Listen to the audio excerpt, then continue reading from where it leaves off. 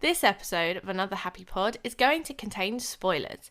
If you've not experienced the content yourself, please go ahead and do so before coming back and listening to the boys ramble on about it. Thank you very much.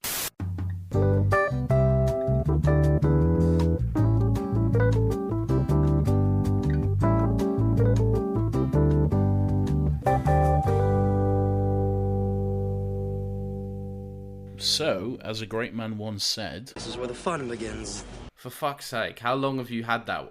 We've had recording problems. There's a Craig shortage. He won't join. welcome to Another Happy Pod, by the way. Yeah, hi everyone.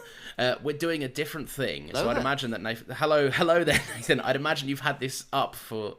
Hang on, this was a general soundboard that you were telling me about. How have you got this? No, it's a customizable soundboard. I filled it with some sounds that I just downloaded earlier today. It's cool. Oh no, my biggest fear has been confirmed that this is going to become a general thing that you can change to be reflective of whatever we're recording about. Absolutely. Yeah, that's the plan, baby. Anyway, welcome to Another Happy Pod, everyone. You're like... Oh my God. You're like that guy, the guy that hosts Fire in the Booth. When a rapper does like an excellent bar. I've never sounded whiter than that, have I? When a rapper does a tremendous lyrical bar, and then Big Charlie will come in with one of them fire sound effects or explosions or something. That's what you look. are. We all regularly watch Fire in the Booth and have seen every episode, and not just the Man's Not Hot clip. So yeah, we all know what you're talking about. Was Man's Not Hot even Fire in the Booth? Was that? Yeah. Was I think it was. Yeah. Yeah. That's where it was born. Anyway. I don't know. Weird. Yeah. What an odd little time period. Fucking stop doing this! Sorry. Right, Obi-Wan Kenobi. Why can you not say it normally? I just get the little kick out of winding you up. I know it frustrates you a little bit. I don't know why it frustrates you as well. It's just a little funny thing. Don't press it. Don't press it, you fucking such a dick. You're such a knobhead. Right, we're talking about it. Disney Plus's new... Nathan! Sorry. Disney Plus's new 6-part epic series. Series 1, potentially could be just a limited series, could be more down the line, who knows, of Obi-Wan Kenobi. And it features the big rematch from Revenge of the Sith, which has now become hailed as like one of the most epic battles in all of Star Wars. I was pretty hyped for this. I'd imagine you were too. No, I couldn't give a shit. Yeah, no, Sam. Yeah, fuck this show. I wasn't even there for it. I wasn't waiting at 8 a.m. day one. You actually wasn't, but I was. Yeah, you were actually. It's true. Yeah. I have to wait. All right, Yeah, I have to you wait. Have to wait. Yeah. But no. Yeah, I was obviously very, very excited for this show. Very excited to see Ewan and Hayden back in action. So yeah, I was very excited. Yeah, it's good shit. I think because this has been something. I think this and the Boba Fett thing were like the two big things that were like in circulation for years. There was always going to be like what if they did a Kenobi movie? What if they did a Boba Fett movie? Yeah, and that is how both of them started out as well. They were Yeah. both originally going to be movies. But plans change, things happen.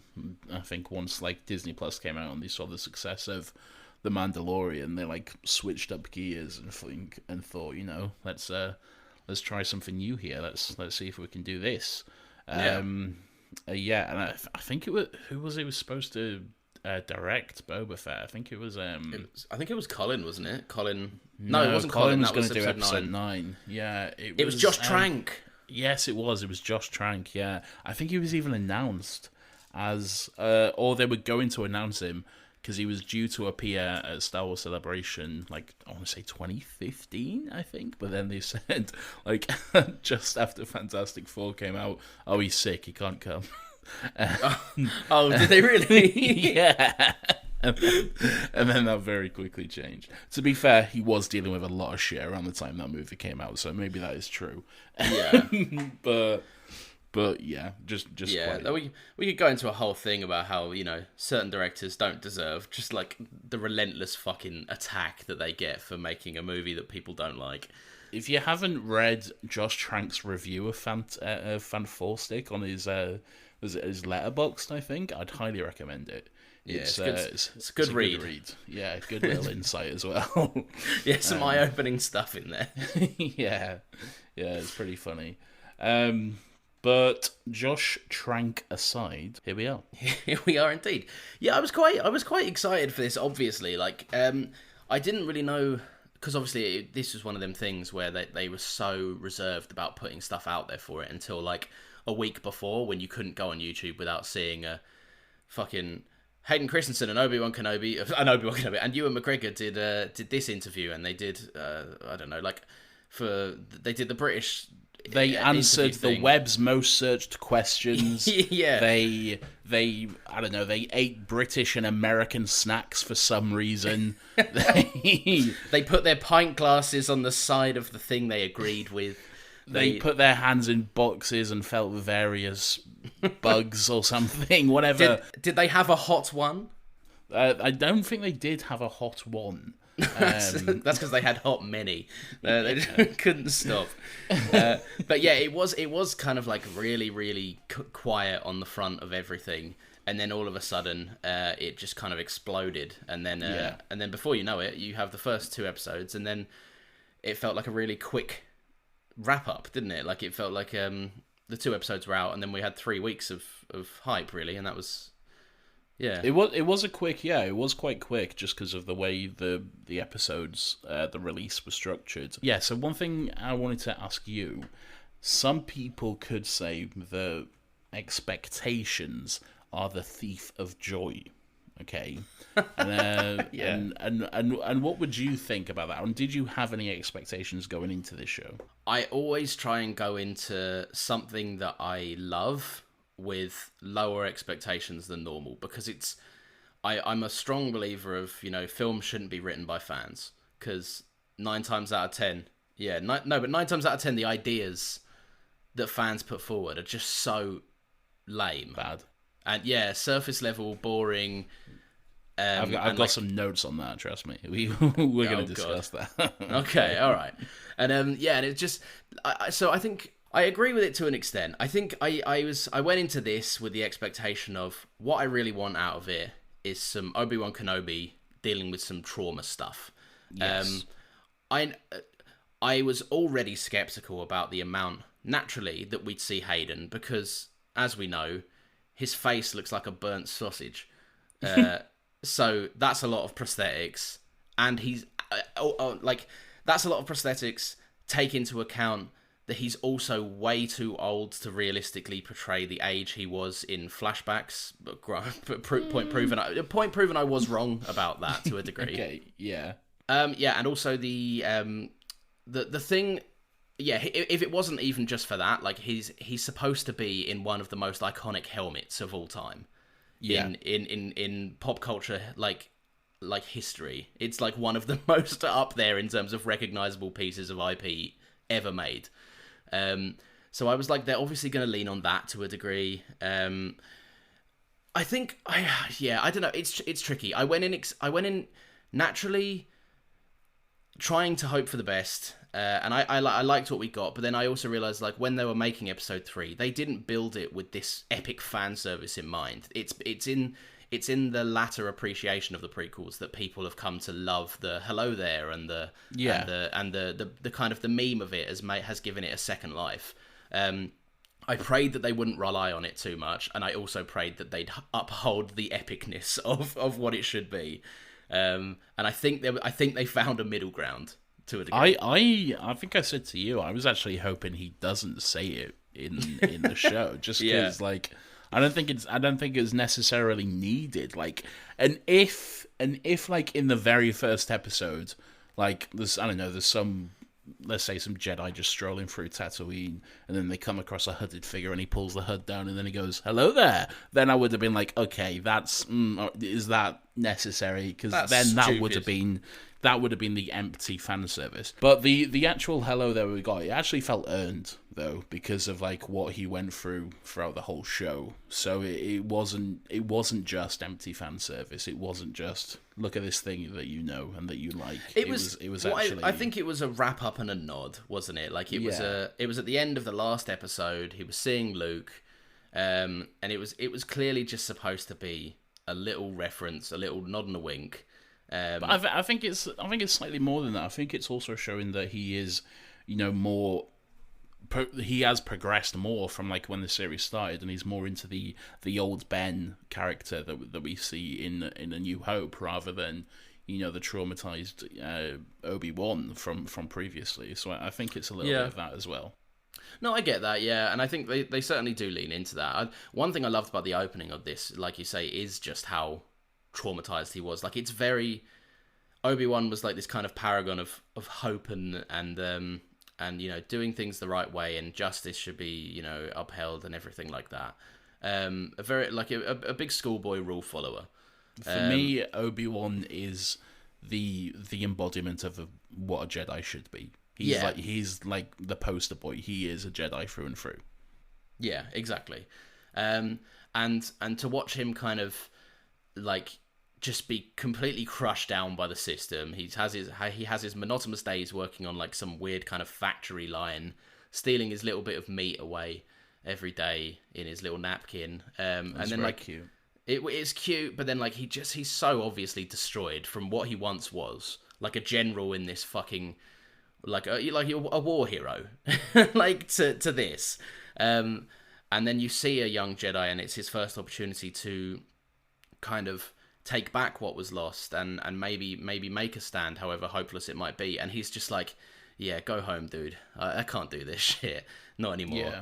And it was fucking horrifying to watch that kind of stuff. Like it was kind of sad. Yeah, it was. Even the fact that, he was faced with having to save a little girl, someone who he knows is very important, and in his first choice, his first decision is no, I can't. It's not for me.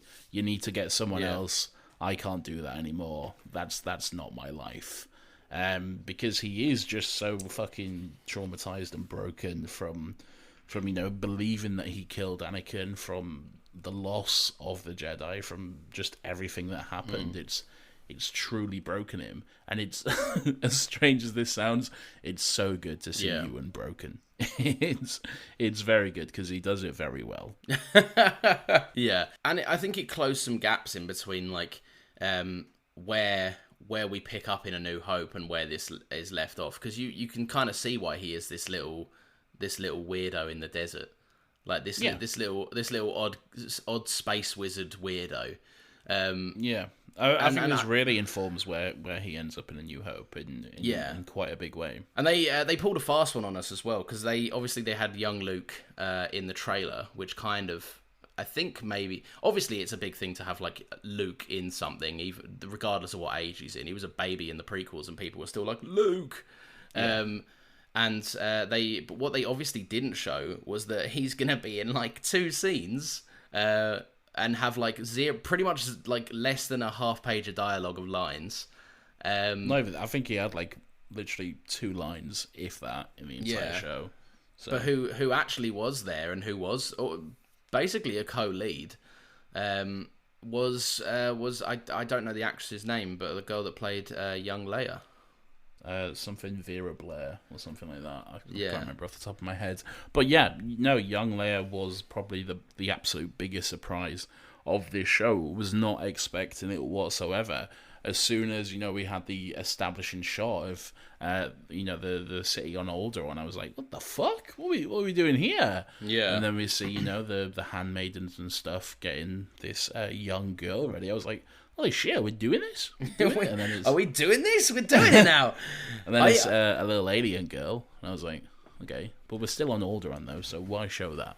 Yeah. And then, of course, we have, little Leia running through the woods. And she's so fucking good. Like, this girl somehow embodied Carrie Fisher's actual spirit. Because she's so fucking good as young Leia. She nailed it. I think she has an element of her that's like this very. So she's obviously, Leia is known for her kind of her wit and her like how she presents herself as, you know, as a princess, but she's way more of a like a general and a warrior in spirit. And she'll always come back at you if she thinks you're being a fucking idiot. She'll tell you. And this is very accurate. Yeah, but she was obviously a massive surprise. My jaw hit the floor when she was there for whatever reason. I don't know if it's my how I viewed things. I had this show pinned as a very Tatooine heavy Vader showdown, not much else. The fact that it became, I think we all did, yeah. Yeah, and the fact that it became this kind of father and son, father and daughter, obviously not actually, but you know, a kind of a found family kind of story, was really interesting and a breath of fresh air, and definitely something I didn't know I wanted. And it also helped ease the pain of a kind of big lack of Vader in the first half. Yeah, no, it was a really good choice. It makes sense for the story as well. If there is anything that's gonna get Obi-Wan off Tatooine and get him to, you know, to do something and to leave Luke, this is it. This is it. As reluctant as he was at first, you know, Bale had to remind him. He knows how important this child is, and what, you know, eventually she will mean for the galaxy and that sort of thing. And they cannot let Vader get his hands on her. He doesn't know, but he's in danger of finding out if in fact he does. So yeah, it's massively important. It makes sense that that's the catalyst for him to leave and to go on this adventure. But aside from that, first of all, the relationship between them, it's fucking incredible. It's really heartwarming how it grows. You know, at first that he's kind of just a little bit annoyed by her, and she's mistrustful of him. But you know, as things go on, they get to know each other. She reminds him of her parents, and he obviously feels, you know, saddened by that, but then also heartwarmed at the same time because he has those memories that come flooding back. Yeah. And then she like really grows to trust him, and he even is able to give her a little bit of information about her real parents and that sort of thing. So yeah, the bond that they have. And that episode, I think it's the end of episode 4, I believe, when they've just left Fortress Inquisitorius, where she just holds his hand after they've escaped. I was really heartwarming, really good stuff. And then the final scene between them, I was crying my fucking eyes out as well. Yeah, I think like ultimately the entire thing, their bond is something that I think is very important, and it's also. It's so obviously Obi-Wan Kenobi and Princess Leia, iconic characters in Star Wars, but it's very, very easy to forget. They don't fucking speak a word to each other in A New Hope. Yeah, they don't. But you know, there is still a presumed relationship there. You know, Obi-Wan Kenobi, you once fought beside my father in the Clone Wars. Blah blah blah blah blah. It's important, I think, to flesh out that relationship, because he would have had a connection to her to some degree, and I think I mean the fact that she called her son Ben is it's that to some people that's always come across as a little weird because, like you say, she didn't really have any scenes with him. They're not together in any sort of material before that. So yeah, it would be a little strange if you just seen that. But now this informs it more. So it does make sense. As well, I was watching A New Hope last night as well, and there's some moments which just really stand out now. Like when Luke, he goes into the cell to rescue her, and so I'm with Ben Kenobi, I'm here to rescue. She immediately jumps up and goes, Ben Kenobi? Like, really excited. Obviously, that didn't mean fuck all in 77. George was fucking putting this together with shoestring and tape, okay? He didn't have a clue what he was doing. Yeah. Right? But again, it's just something that informs it. And then there's the little smile that Ben has before Vader cuts him down, which, it's been said before, that's like him seeing the twins together again, which it still can be, but also him seeing Leia again after everything that happened. It's just one of those. It's just add some extra weight to what we have before. So yeah, it's really good stuff. Yeah, and I think it's important in terms of in Star Wars in general, because how often is it you have two iconic characters with this fresh of a blank canvas? Like, Yeah. the world, it was really their oyster, and I think what they did with it, it may not have been for everyone, and by everyone I mean a bunch of toxic cunts. But like, if you found genuine criticism with it, then great. But I think no one can deny that it is a heartwarming, emotional core to this story that is necessary, and it really shows like it's the embodiment of the fruit of the future generation that Obi-Wan has to rise above his own demons to protect. Like, at the minute, they're not able enough to to take the fight to Vader and take the fight against the Empire. He needs to kind of get over his shit, which is obviously very hard for him to do. But these two kids, and mostly Leia in this show, give him the strength to do that. And I think it's a very important aspect of the story. And she, like you said, she just crushes it. She's so good. She's so good. Something as well I saw on Twitter last night, which I think is worth mentioning, may be completely coincidental, but in the Rise of Skywalker, Leia's lightsaber does look quite similar to Obi-Wan's. Oh, really? So, yeah, so that's just something, nice little detail. Again, possibly completely coincidental, but you know, you can take these things, you can make them connect. So yeah. I was gonna say, just on Tatooine in general. No matter what time and what era in the galaxy you go there, if you bring a metal detector to Tatooine, you're striking gold. There's a lightsaber there somewhere, just waiting to be found. The Dune Sea is just full of lightsabers. It is. There's so. It's had Anakin's. It's had Obi-Wan's. It's had Reva's. It's had Rey's. It's had Leia's. It's had Leia's again. Yeah. It's Anakin's and Luke's. Same. However many other Jedi just wandered through there and just dropped their saber. So yeah, I'm sure the dead Jedi that the Inquisitors kill in like episode 1, I'm pretty sure his lightsaber probably just got chucked in the bin and has ended up there somewhere. So I'd totally keep it, wouldn't you, if you saw a lightsaber lying around? A nice little touch, nice little detail is that in the kind of like the Inquisitor's office, I guess the walls are decorated with lightsabers.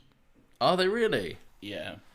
Oh, I'd take one. If I was a stormtrooper walking past, I'd be like, just in case shit kicks off. Like, yeah. I'll be honest. This kind of dictatorship has been known to crumble a few times, to have a bit some uprisings every now and again. I'm gonna take one of these. Well, half an hour in and we're still talking about the first episode. I know. All right, let's do some. Let's do. Reva was a new character. Reva was, yeah, another new addition. So right, this is at first. Oh, here we go. No. Yeah, bloody here comes a racist rant, everyone. No, not really. I'm not that one of those Star Wars fans. No, I liked... So everything about her I really liked. I loved her character. I loved the inclusion in the story. My only thing was that in the earlier episodes, naturally, the fanboy in me was like, can I just have some more Vader as the central antagonist? That's what I want. I want to see Vader. I understand he'll send his Inquisitors to do the busy work. I get that Reva could be in it. That's fine. I don't have a problem with her, and I like her character, and I love it even more when it's revealed where it goes. I just thought her inclusion was narratively standing in the way of Vader's inclusion. So I was a little bit like, kind of, can you get to the point with her, or just bring Vader in at some point? And they did do that, don't get me wrong. Now, when it plays out, I understand how important it is that she is the central antagonist for most of the show, because Vader's fight isn't with the entire galaxy. It's with Obi-Wan, clear as day. Yeah. And at first we just think Reva's being tasked with getting him for him so that they can kind of beef it out. But what he's actually doing, what Vader's got going on, is this just twisted, sick manipulation of someone who he knows he's scorned in the past to an enormous degree, traumatized and left for dead, is now being like, wouldn't it just be funny if I made her do some of this? Like, Wouldn't it just be like, I don't know, to me it feels very much, when the big reveal comes out in season 5 that she was a Padawan there at the temple that day, barely escaped with her life, but watched Anakin slaughter all of her friends. Therefore, she obviously knows who Vader is, so she rose up in the Inquisitor ranks to get close to him, to kill him. To do that, she has to, and the show does obviously acknowledge this in a very obvious way, she has to become everything that she despised, everything that she stood against. And embracing that dark side is often crossing a line that you can't take back. And I think this show, with that character, answered a really important theme of Star Wars, which is that redemption is always possible. And like forgiveness is key to peace in this galaxy. No, I'm not going to stand there and say she was a world-class person for, slaughtering people. But at the end of the day, everyone deserves to be pulled back from the light, or at least to be pulled back into the light in Star Wars. I think. Yeah, I completely agree. One thing I would say is that if Vader was the primary antagonist for the whole series, I think you run into a danger there of kind of making him seem incompetent. That's because true. you have to have Kenobi get away and all this sort of stuff, because it's 6 episodes, so you got to sustain that story of how can you have Vader as the main antagonist for 6 episodes? Would they fight in episode 1 and then again in episode 2? Do you see what I'm saying? I do. Yeah, I feel like you need someone else in there to sort of bridge that gap and to give Kenobi to someone to fight. And again, it'll build up again to that final battle, which I thought was incredible. As well. And they do handle that quite well, because the first time Kenobi goes up against Vader, naturally he's traumatized, but he gets spanked. Like he gets. I have a note that says I love that the first fight between Kenobi and Vader is kind of shit. Yeah, because it is. But there's reason behind it.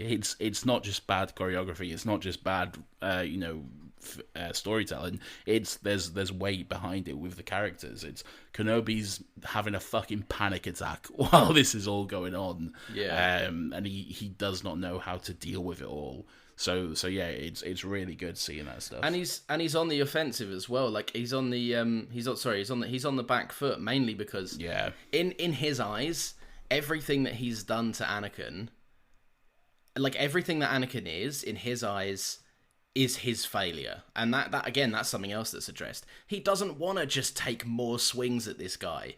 He wants to talk to him, and he wants to say, hey, I'm sorry, and try anything he possibly can to reconnect with Anakin. Yeah. And then Vader just comes at him, and he's like, you are terrifying as fuck. And then, but then, he's taking swings, they're ham-fisted, they miss, they're sloppy, they're a massive far departure from that shit that was in episode 3 with, the highly choreographed fights. That were, almost like dances. It's a far departure from that, because it's sloppy, it's messy, and it's supposed to give off this feeling of, I would much rather be anywhere else than here. I'm just going to try and stay alive while running the fuck away. It's basically what it is.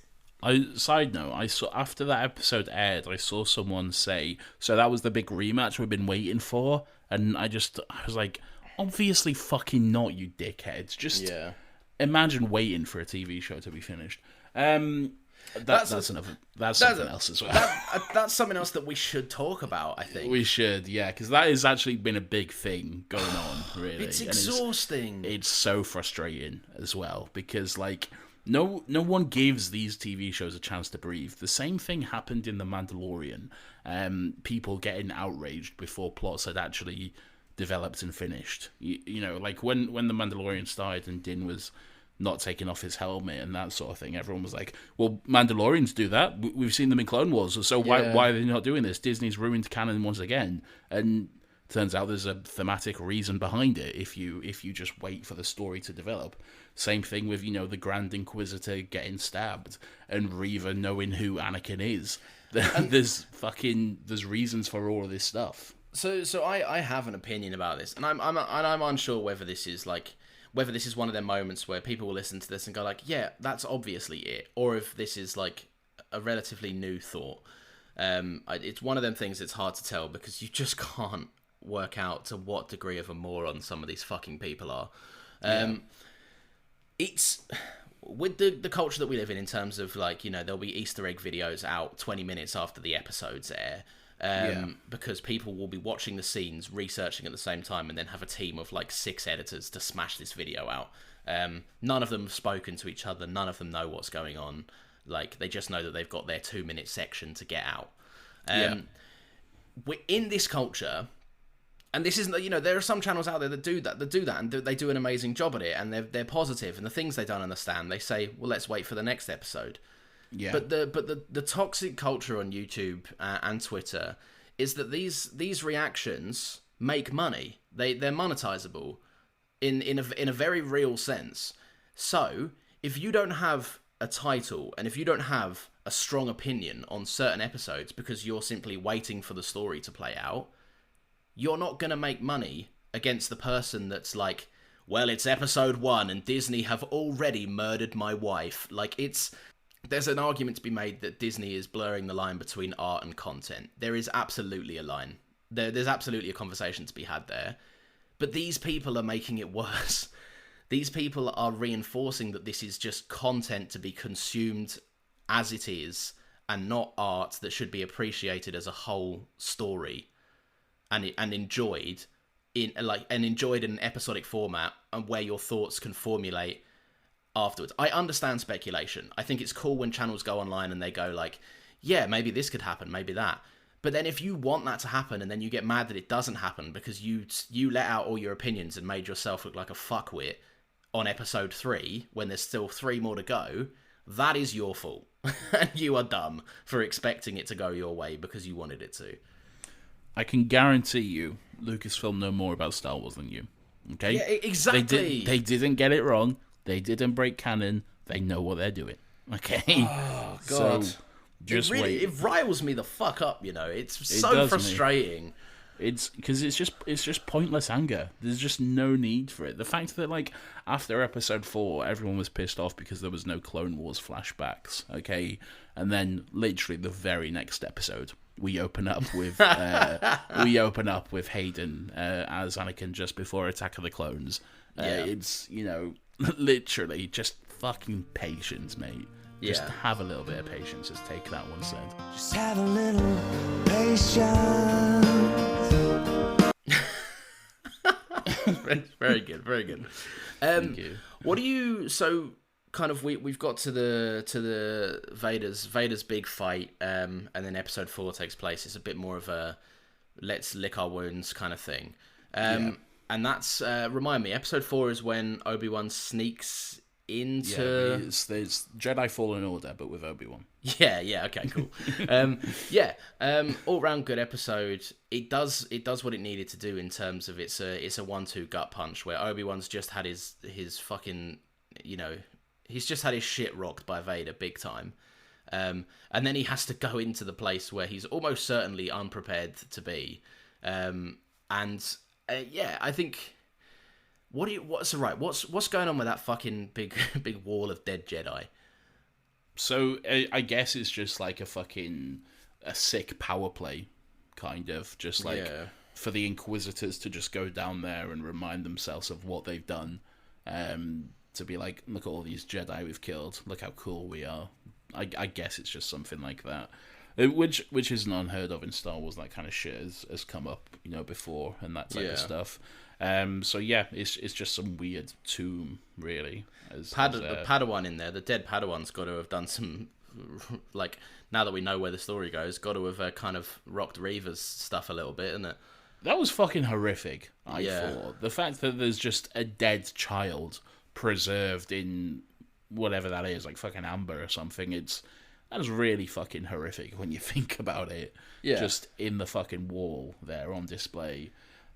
Pour one out for Terrace and Ube, my king. Is that the goat? Yes. Is that the R.I.P. For those who don't know, because I think that is a niche Star Wars cut in my opinion. It's very niche. It's very niche. He's in like 2 episodes of Clone Wars. Yeah. So it's very niche. He's a Jedi that looks like a goat, and that's about it. He's a great Jedi. Okay, he teaches Ahsoka all about patience. He's very good. People need to watch that episode because, like I said, patience. That's funny. Take That taught me about patience. Anyway, pour one out for Terrace and Ube. That was a great little nod. Yeah. And what I liked about that episode is it was Kenobi stepping into himself again. And after, having his fucking arse handed to him in the episode before, he's returning back to what he once was. He's becoming more and more of a Jedi as that episode goes on. So that was really good in terms of character development for that episode. It was also just fucking hilarious how he was just walking through the fortress with like Leia just under his coat as he just walked past fucking stormtroopers and everything. That's another thing that just caused so much. What was that tweet that went viral? And it was like, real scene, real production value, or something like that. That was obviously supposed to be like mocking the state of this show. And my answer to that is, when have stormtroopers ever been competent? What? My answer to that is Star Wars has always been dumb. It's always been dumb. It's always been dumb. Remember in Empire Strikes Back, most people's favourite movie, when there's just some weird frogman hitting R2 with a stick? Remember that?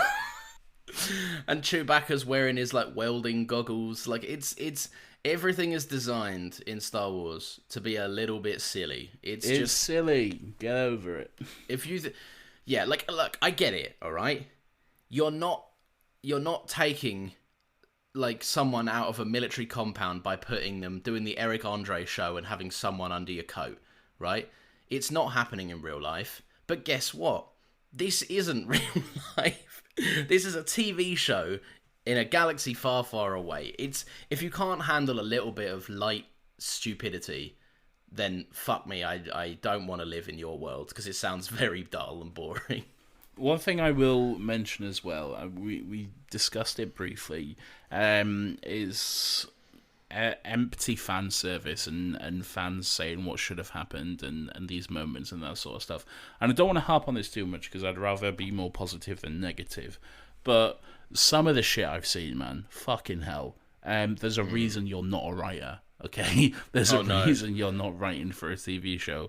During episode 5 when Vader and Reva have that fight, and then he gets her 2 lightsabers, I saw people saying, oh, he should have done the Dooku thing. He should have just decapitated her like he did Dooku when he had the 2 lightsabers. Rather than it, being thematic and actually relating to her as a character, let's have it relate to this other character who has nothing to do with this show whatsoever. Yeah. But yeah, let's have a callback to that moment for no fucking reason. Because that's the one thing Star Wars is lacking. Vader murdering someone. We need more of that, as opposed to the new introspective thoughts and character arcs of a new inclusion. Something that, by the way, everyone fucking wants. Another one I saw, and I genuinely could not believe this was serious, but it was that in the last episode when Kenobi and Vader are having their duel, and Vader like shoves him down that pit and then buries him under the rocks, someone genuinely said Vader should have said, now I have the high ground. Oh, for the love of Lord. And I'm just like, what?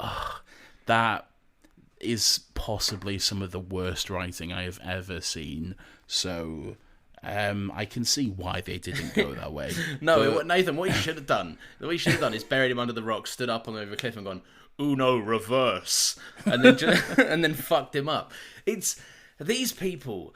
What they want is to throw their popcorn in the air and give a big round of applause in individual moments, and it's just.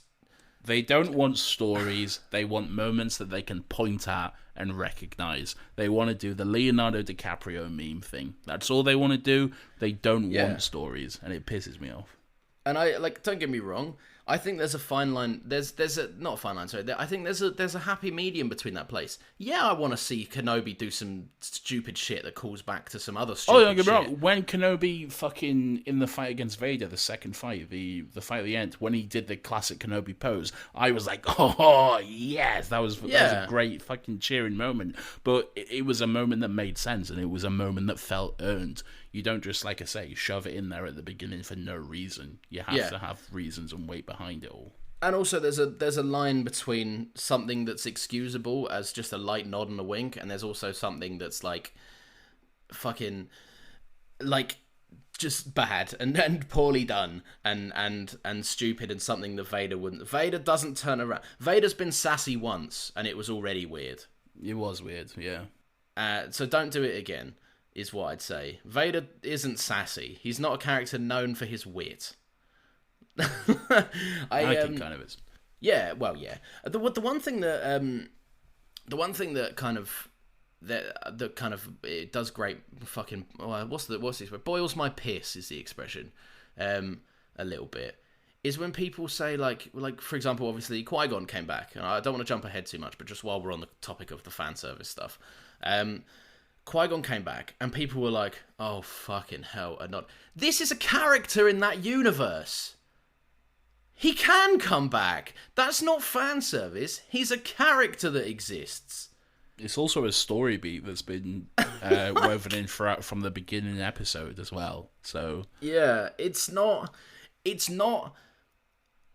Falcon appearing in Ant-Man and being like, "Hello, I'm the Falcon from the Avengers movies." yeah, it's not just a cameo. It's I mean, not. sure, Yeah. it technically is just a cameo, but there's a reason for it. That the word cameo has done irreparable damage to society. But like, It really has. what it is, it's not a cameo. Yes, Liam Neeson returns. Yes, it's only for a short while and a couple of lines at the end of the show. Yes, he hasn't played the role since fucking 1997 or something. But it's not a cameo. It serves Obi-Wan's story. Obi-Wan has had to deal with some turmoil, some shit. He finally got himself to a place where he is ready to receive more guidance. Yeah. And then Qui-Gon appears to him, and it's the nod that says, up to A New Hope, we'd imagine that Qui-Gon was with Obi-Wan, training him, providing more lessons to him.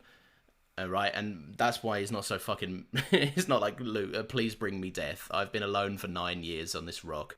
It boggles me. It really does baffle me. There is a... Please learn the difference between a cameo and a worthwhile inclusion that, yes, may also serve as a wink and a nod, but also is relevant to the story. Yeah, I agree. Let's move on. Let's not give in to anger. Let's be like a Jedi. I'm gonna turn to the dark side, Nathan. I'm so cross at these people. Yeah, I know. Don't let your anger consume you. Okay. Let's move on. Episode 5. I just want to talk briefly about. There's so much that we still have to talk about. So first of all, the fight between Reva and Vader, which is just great. The fact that he doesn't even bother to pull out his lightsaber, and he's just fucking moving back and forth and using the Force and stuff. What did you think of all that? Oh, good stuff. It's one thing, like, Disney has never ever fumbled Darth Vader. They do him so well, and they make him a genuine threat. In obviously in the original trilogy, I think the exception to this is well, no, because he's definitely a force to be reckoned with in Empire and Return of the Jedi. But in A New Hope, he's a bit clunky. He's a bit like you'd look at it now and be like, this guy is the scariest thing ever. Why?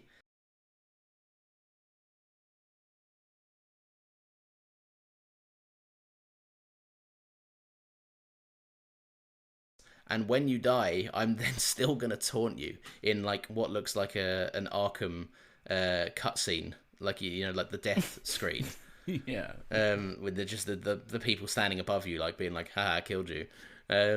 Yeah, like it's scary and it's good, and it villainizes him just that little bit more, because that's the episode where we have the return of Anakin. We see Hayden in his Attack of the Clones get up and setting, and it humanizes Vader again, which is necessary, because every now and again it's very easy to fall into the trap of that's iconic Darth Vader, metal man who's just a stone cold killer. You need to be reminded every now and again that was Anakin Skywalker, a very nice guy to a degree. So the episode does that, but then at the end of it does an important thing, that fight specifically with Reva, where it sets up the threat again. He's at the end of the day, whatever of Anakin was there, it's not acting at the foreground right now, and he is stone cold, ruthless, and needs to be taken down. It's like he says in episode 6, he killed Anakin. He killed Anakin a long time ago. Anakin's dead.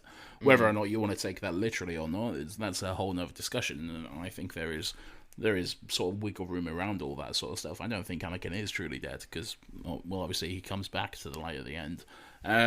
But yeah, it definitely feeds into all of that stuff. One thing I do really like, again, just touching on, Reva and that fight as well.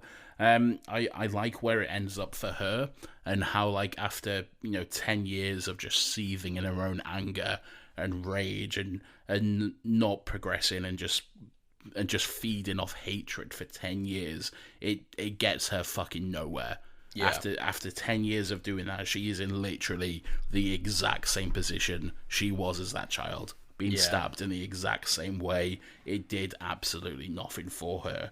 It, again, just feeding into the themes of all this sort of stuff. It's I really like that. Yeah, it's like you say, it's a very obvious metaphor for the fact that this is revenge will get you nowhere. Falling to the dark side is just futile. You've given up this much of yourself for ultimately nothing. And it's the moment where she sees how compromised. I did take it with Reva towards the end, and actually no, we'll get to that in a second. This is my favorite episode of the show, episode 5. Okay, I love it. I love the finale. But it's in terms of like pieces of art, it's a lot in terms of there's a lot they have to do, and I love it. And I was like, going on. It's by far the most engaging and like epic episode, for lack of a better word. But episode 5, I think the show really came to play with kind of Kenobi having to revisit a past of himself that he's long since shut off, which is the teacher, which is what would I do in this scenario, because it informs what Vader did. Yeah, and it shows you that whilst these two couldn't be further apart in their life and all the history that they've shared together, Vader is still using lessons taught from Kenobi to advance where he needs to be, showing that bond between like master and student is still much present. And obviously there's that line in A New Hope, when you last left. What's that line? I was the learner. When I left you, I was but the learner. Now I am the master. Yeah, which obviously I know happens because Kenobi spanks him in the final fight, but it's also on this. But I don't think it's talking about that though. I've always taken that as because he says when I left you. I don't think it's the last time I saw you. It's when I left you, as in when I left the Jedi. I think he's talking about Revenge of the Sith. Maybe, yeah. I guess it's open, isn't it? I suppose. But yes, I just love that it's almost like the 3-parter fight sequence that informs the opening act, the middle act, and the final act of that episode. And this one specific fight just details out Vader's entire plan and how Kenobi can beat him. And it was reminiscing to a time when Anakin was at his most, like, his ego was at its largest, and he finally had a bit of power behind him for the first time in his life, and he was like, I can, what did he say? It was what's that line in episode 5 where he says something about how the fight's not over until someone's dead or something like that. I can't remember the exact line. It's not that. Episode 5 is in Empire or episode 5? No, episode 5 is in Kenobi. Who says it? What, sorry? And there's a line where Anakin says something along the lines of like the fight's won, because there's nothing that Kenobi can do, but he's wrong. Oh yeah, and Kenobi says something. I know what you mean, but I can't recall the exact line. Yeah, something to the effect of like the fight's not over, lightsaber. I don't know, something. Yeah, something. I made my point. You all heard it. Podcasts. Great content. And just as a side note, that whole sparring sequence between, it's not really a sequence because it spans over the whole episode, but that fight between them in the prequel era, it's so good. It's really fucking good to see. Sure, it's not de-aged for some reason. Sure, they look older. I don't care. It's fucking great.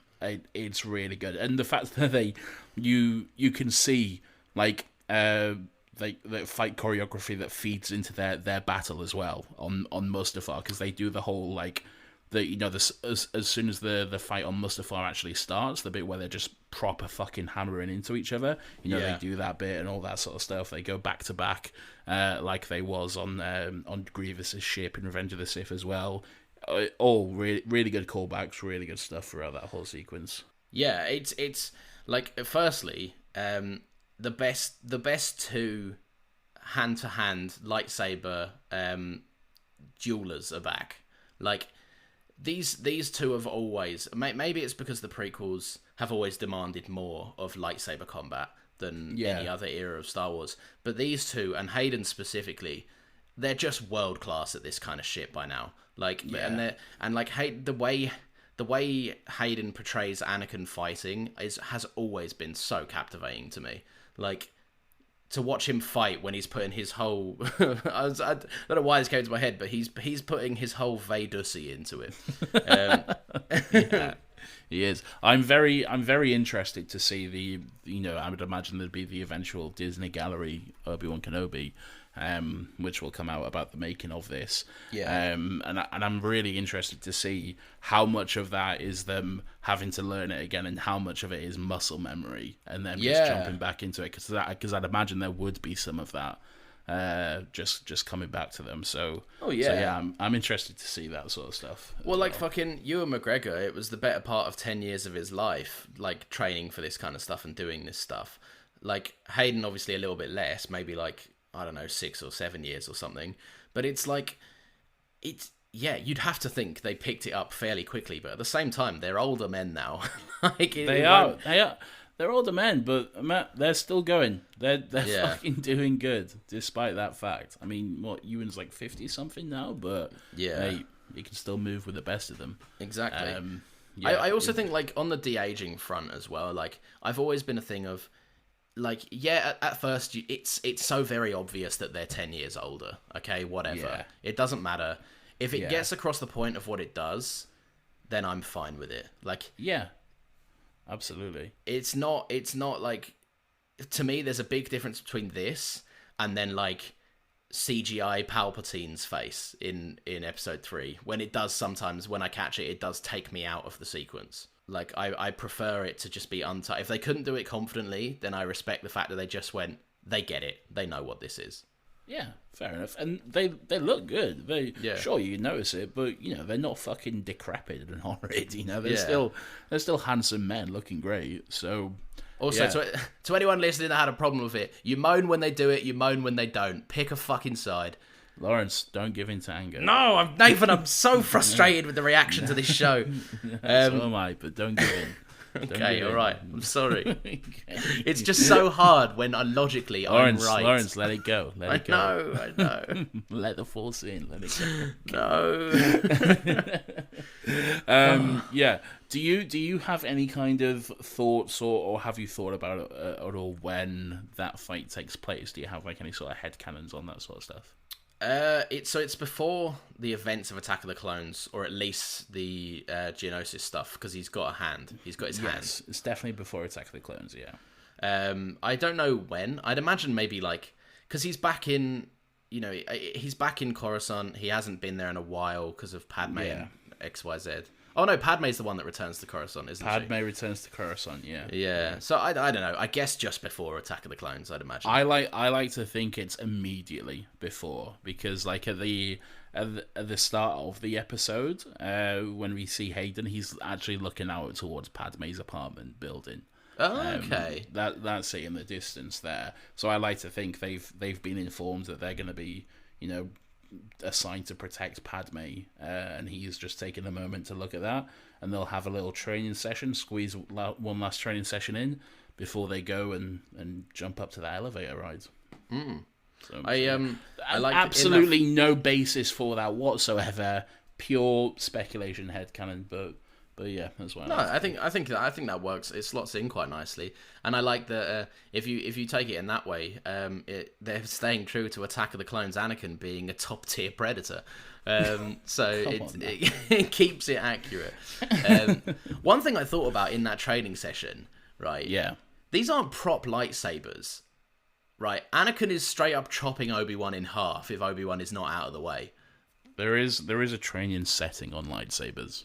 Is there? Yeah, there is. Yeah, I've never heard about this training setting. it's because you haven't watched Star Wars Rebels, Lawrence.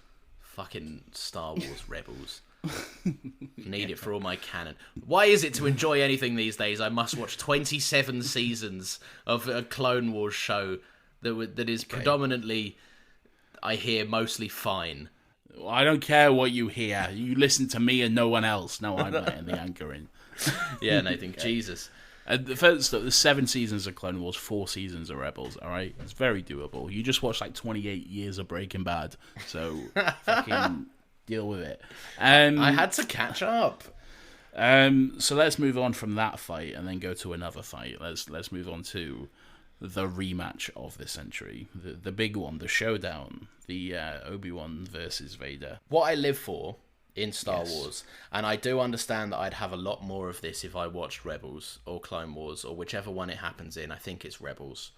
Yes. What I live for is the half unmask of seeing Anakin's little scarred potato head in his Vader mask. But the one thing I've never heard, because and I've heard it, but I heard it with the voice actor for Anakin. Remind me, Matt Lanter.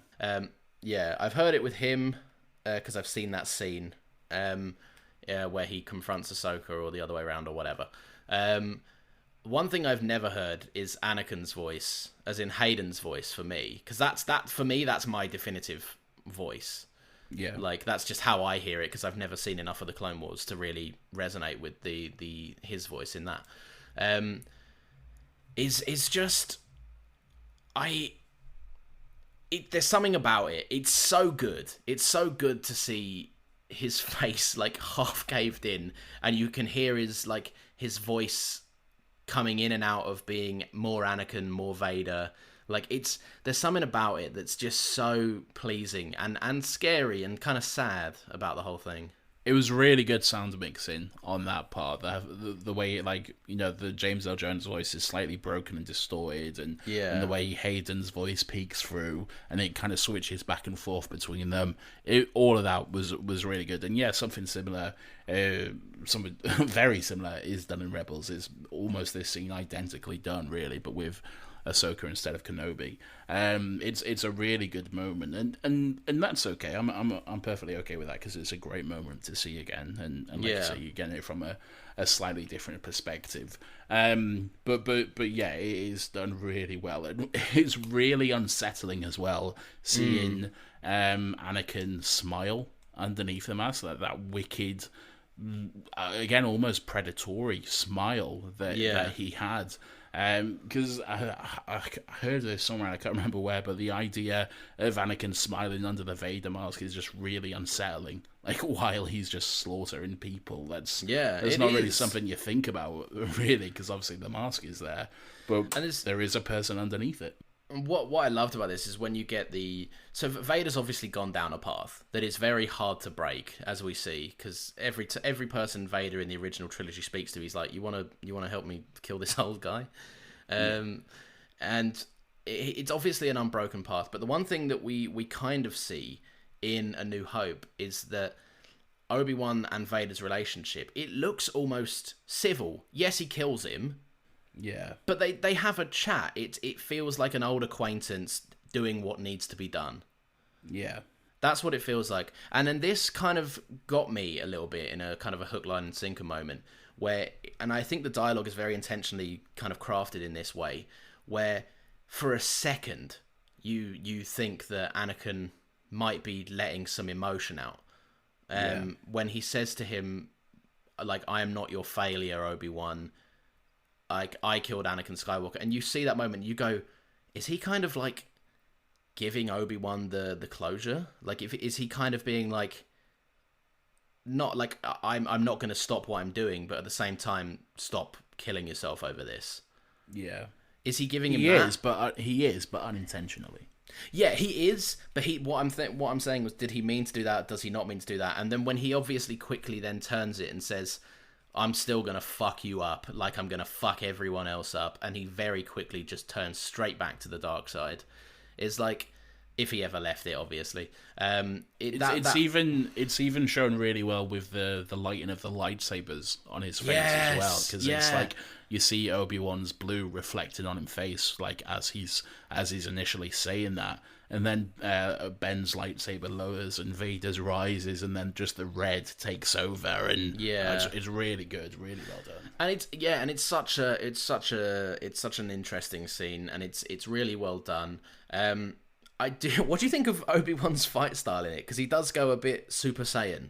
I fucking love it, man. I love how he's not holding back. Like, he is ready to fucking, like, if I didn't know that Vader was in the original trilogy, then I'd be like, is he gonna fucking kill him? He's really fucking gunning for it. And I love that Vader just, every time he comes up against Kenobi, barring the brief encounter they have earlier in the series, he just cannot beat him, and that's got to be fucking eating away at him. He's never been able to properly beat Kenobi, outside of a training session. So that's always fucking his greatest failure. That's always eating away at him. And I would even argue that even in Episode 4, he doesn't beat Kenobi. He kills it. Well, he kind of kills him. But I think Kenobi achieves what he wants to in that fight. Yeah, Kenobi's loss in that fight is very much his choice. Like I don't get me wrong, I don't know in terms of Episode 4's as in like A New Hope's restrictions in terms of filmmaking. I don't know what it would look like had Ben Kenobi tried to kill Vader in that sequence with old Alec Guinness flailing about. Maybe it would look like that fan film that's also done irreparable damage to Star Wars. Where it just suddenly becomes fucking Transformers with the light glares and stuff like that. No, I think what I love about that fight as well is it kind of it ties up some loose ends in a way that's kind of not so obvious. Yeah, there's the infamous, like, it's very, look, we all know George Lucas didn't intend for Darth Vader to be Luke's dad until the sequel rolled around. Everyone knows that. And in this instance, you know, there are some light fan service moments in terms of, like, the obvious question is, why didn't Obi-Wan just fucking put him down? Like, why didn't he not? Because one of his greatest failures, even though he wouldn't view it this way, but in the eyes of like a general Star Wars consumer or fan, is, you know, if he just put him down at the end of Episode 3, things could have gone a whole lot different. But from Kenobi's point of view, he did. Well, yeah, exactly. He thinks that he did, but he couldn't do the final blow. He couldn't give the He couldn't watch him die. He had to walk away. Yeah. And that was obviously a big. Not a big flaw and not a big regret, but, you know, I'm pretty sure that some other people in the galaxy would think of it like that.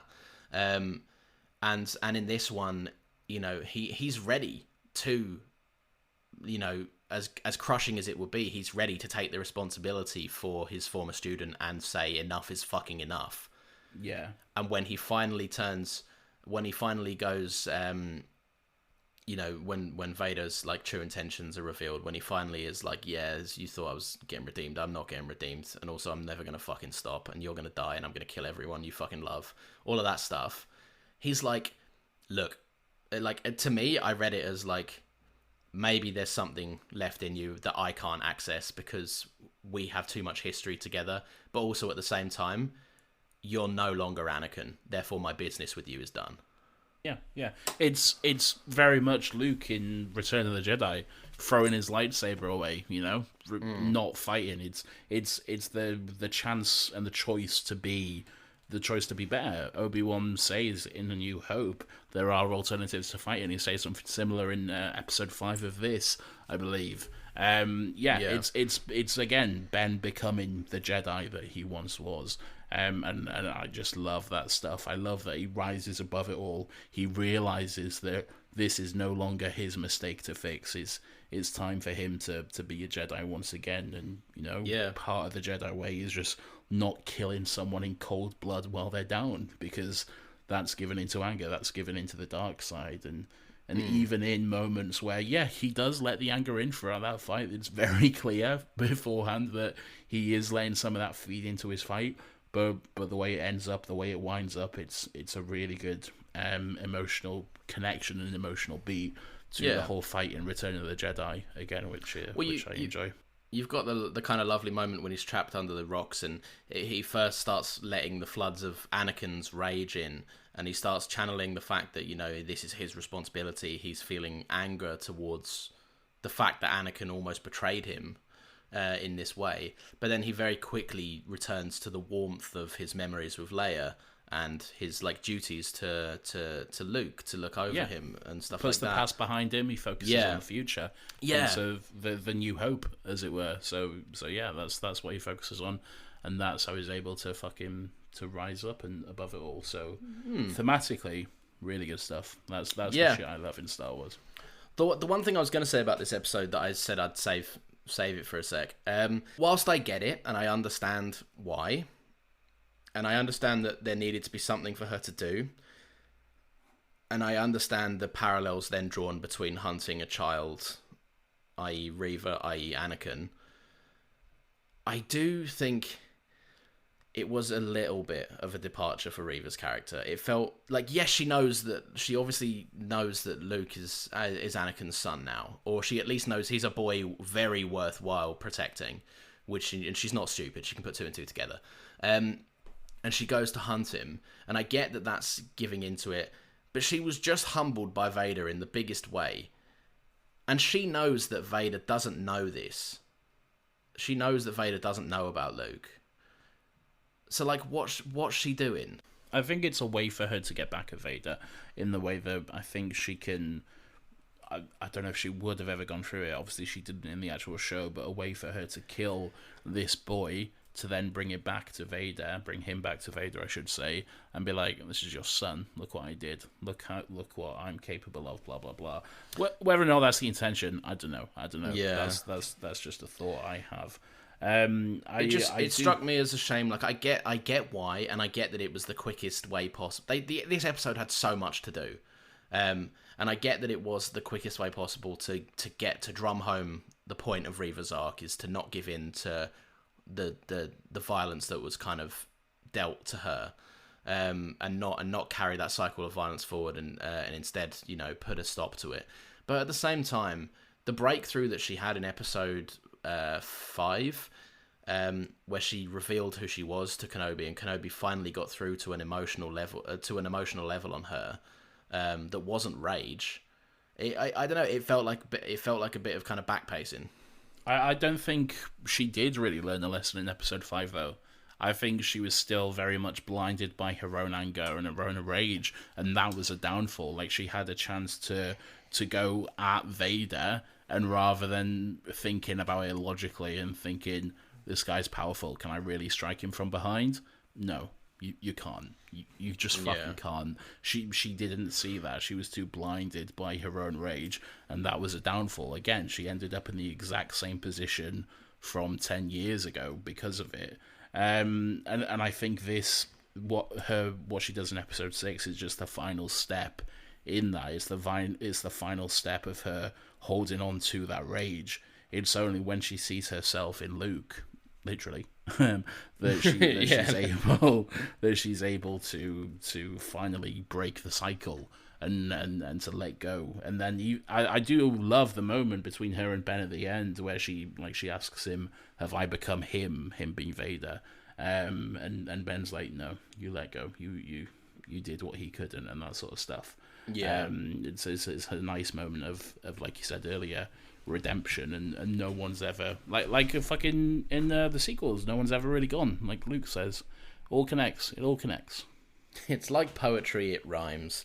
Again, it's like poetry, sort of they rhyme. The return of the soundboard. Epic. Yeah, no, I agree. I know what you're saying. I don't know. It just I'll need to rewatch it because I love the character of Reva. I just felt a little bit unsatisfied. I felt like it almost kind of went against what she would have learnt at the end of episode 5. But I understand that sometimes, there's, a redemption can be kind of multifaceted in the sense that it's like, she went off the deep end, and then she went even further off the deep end before she stopped herself. Maybe I need to rewatch it because I see all the logic behind what you're saying. Yeah. Side note, I fucking love that Aunt Beru did not hesitate. She was fucking ready to throw down and protect her son. I love that. I loved fucking Owen and Beru in that moment. One thing I will say, I'm a little disappointed that we didn't get more of them.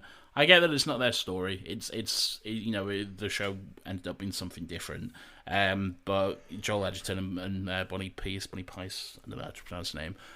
But they were both very good. For sure. I'd like to see more of them. But it's good to see them do things, isn't it? Yeah, but Beru did not fucking hesitate, and I love that. When you're thinking about that little old lady in a denim jacket pouring cabbage into the dispenser and making a blue milk, think about how at a moment's notice she will pull out a gat and fucking end you if she's ready you come for it. For her son. Yeah. I love that.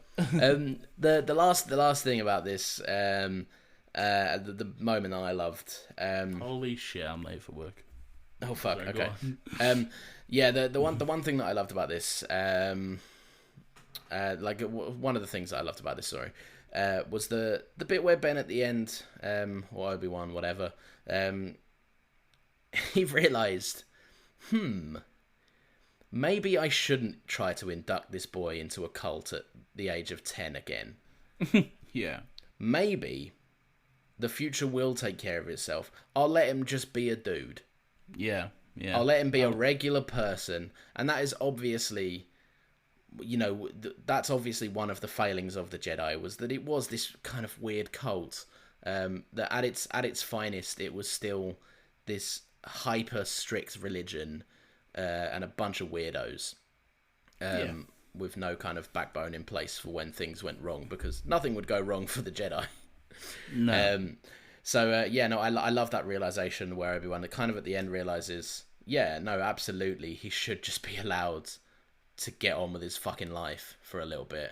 I do love the moment as when where Owen asks him if he wants to meet him again, crying. Very good stuff. Yeah. Really good. I enjoyed that quite a lot. And then obviously the hello there. Which... Hello there. One last thing I'll say, it was great to see Qui-Gon again. It was a great payoff moment, and I like that he'd always been there as well. It took Ben, to reconnect with himself and the Force and all this sort of stuff for him to actually see him again. He needed to find peace within himself, and then once he found that, his old master was able to return, which is just a sweet moment. So, that's it. That's it. All around, bloody good. Bloody good. Will there be more? Maybe. That's for another time. I don't have time to talk about it. I kind of don't think there should be. Like, I think this should be. I don't have time to talk about it. Right. Sorry. Thanks for listening to another Happy Pod. I wouldn't say no, though. I wouldn't say no. But yeah. Yeah. No. If the right premise is there. Anyway, thanks for listening to another Happy Pod. These episodes go live Fridays 10 a.m. You can follow us social media at another Happy Pod, Twitter, Instagram. You can give us a review, 5 stars please, or get fucked. Next week we're doing this. Hello, it's me, Nathan from the future. We're doing Ready Player One. I don't have time to edit in a sound clip because the episode is due out in 10 minutes and I'm still fucking editing. Anyway, bye, love you. Wow, that was fun. Can't wait to do that. Nathan, go back to work.